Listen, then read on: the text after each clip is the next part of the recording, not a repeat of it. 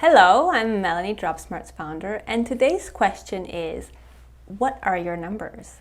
So last time when we talked about is this information relevant for you or not, and we looked at the example of yarrow, what you found out is that the number of camosulane is not only is it relevant, it is up to 10%, which makes up quite a small percentage of your essential oil. It is relevant for some things, but depending on what it is that you're looking for. And we took a look at, for example, its anti-inflammatory action. And yes, camosulane did bring to the equation and to the power of the oil as an inflammatory, but there were many other constituents contributing and adding up for that anti-inflammatory action to be far more powerful and effective. So when I'm talking about numbers, it's these little numbers I'm talking about, and let me make them less scary for you. So today I'm going to take quite a typical example, eucalyptus essential oil. And why? Because often we have some misunderstandings about it. So first of all, take a look at how many different ones we have here available. But I would really love to clear up the confusion about Eucalyptus radiata, this one here. I'm going to compare it with Eucalyptus globulus. And then just for fun, let's have Citriodora and Dives, so that we can also come back to what I talked in the previous video, and that is importance of naming things clearly and correctly. So it's very important that you don't just stop at eucalyptus, that you actually say the full sentence. I recommend Eucalyptus radiata. In this product, I use Eucalyptus citriodora, so that we know what we are talking about. This is a very quick way to find out if somebody's really professional and knows what they're talking about, is their wording. It will really do wonders for you. So as you can see, just with a quick look, that these oils, at least these three, are very different in chemistry, and that reflects their smell, that reflects their safety, that reflects their efficiency and what they're active on. And I will just bypass all of that very quickly and let you do that on your own time and play with DropSmart. And start by addressing, what are your numbers? Do you know your numbers? So there's this myth going on. I read a lot, even in some books and a lot of blogs and groups out there, that Eucalyptus radiata is safe for children and Eucalyptus globulus is not. You may or may not have heard this and actually practiced this, but if you take a look at why it is Eucalyptus globulus not recommended for children, it says that essential oils high in 1,8-cineol can actually cause some breathing problems in young children. And that is the same for Eucalyptus radiata. And why? It is very simple, because it is connected to the chemistry. So know your numbers.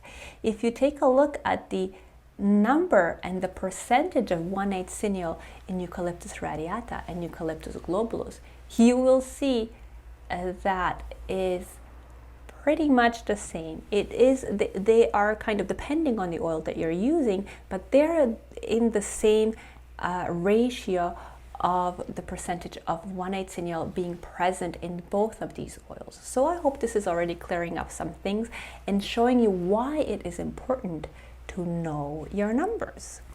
And if we take a look at the other two, the presence of 1,8-cineol is very, very little. So again, here I would emphasize what I did and shared with you in the previous video. It is important to name your oils correctly. So Eucalyptus citriodora is very different than Eucalyptus globulus. And next thing, how is this relevant to your practice? How is this crucial for recommending on selling your products? It is directly connected to safety. So knowing your numbers, and when I say knowing your numbers, I mean knowing the percentage of relevant chemical constituents within your essential oils, it is directly connected to the safety and everybody's number one concern, number one question, number one reason they come to an aromatherapy professional for advice is to stay safe. So this brings me to the next question, and what is the safe percentage of using 1,8-cineol, or how can you limit your essential oils to a certain percentage to 1,8-cineol? And for that, I'm going to show you a very simple tool. Here in DropSmart catalog, you have a filter, advanced filter. So here you can tell the filter to take all of these oils, or better yet, the oils that are in your favorites. So oils that you actually have and use and you've stored here in your favorites in your DropSmart account, and then tell them 1,8-cineol and show me all the oils that have a less. So you can either look for oils that have a high percentage of 1,8-cineol, but here I want to limit it to all the oils that have 25% or less, so that I am quite safe using this oil, but still get the benefit and the efficiency of 1,8-cineol. And here you go, just click apply. And I still have plenty of oils to work with in my own set of oils that I have at home, or even more options here if I'm just curious which oils fall into the category of having a smaller percentage than 25. Now, a major tip here, this is really advanced. So now I've filtered the oils that have less than 25%, but I can also target the oil to be for respiratory system.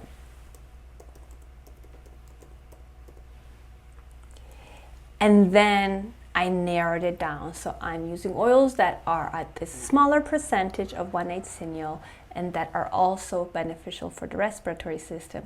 And you will see that myrtle comes often as a nice, more safe version for respiratory system that does have 1,8-cineol and can be used on children that are over 2 years of age. So I hope this video was useful, beneficial, and it cleared up again some very common misunderstandings. I really hope you're going to use this question, and that is, what are my numbers? Get clear on your numbers. It will not only bring you confidence in whatever it is that you're doing with essential oils, recommending, selling, creating things, lecturing about them, or just having them for your own pleasure. Whatever it is that you do, get your numbers straight and use DropSmart to help you get there. It is very simple, it is straightforward, it will give you all the answers you need to stay safe and to use these oils properly and efficiently. My intention with this video was to clear up some very common misunderstandings, to show you the importance of asking the right questions, such as what are my numbers and how is this relevant to me, to my practice, to my safety, to whatever it is that you're doing with your essential oils, selling them, recommending them, teaching about them, using them for your family. And if you're interested in more information like this, I really encourage you to join me on a beautiful aromatic journey. I created a whole program called Next Level, where I really take you to the next level of understanding essential oil chemistry. I keep it straightforward and simple, with lots of downloadables for you to follow up, to do it at your own pace, to have lots of videos where I guide you through this step by step. And I would love for you to click on the link below and join me on this aromatic journey that I'm so happy to share with you. So I'll see you there, and thank you for watching.